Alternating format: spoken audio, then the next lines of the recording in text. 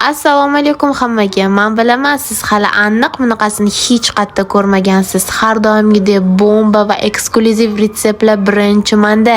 Bugun siz bilan kartoshkadan ajoyib, to'yimli va mazali bo'lgan oddiygina nonushta tayyorlaymiz. Qani ketdik.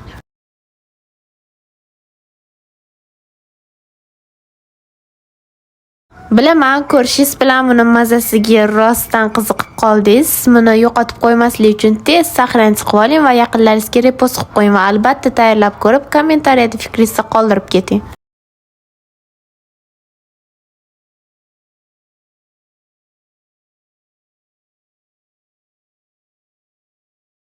Ertalab nonushtaga siz uchun qaysi biri ko'proq foydali? Shunaqa PP mahsulotlarmi yoki-da molochniylarmi yoki-da issiq go'shtli baquvvat narsalarmi? Nima deb o'ylaysiz? Qaysi biri biz uchun ko'proq kerak? Kommentariyada fikringizni yozib keting.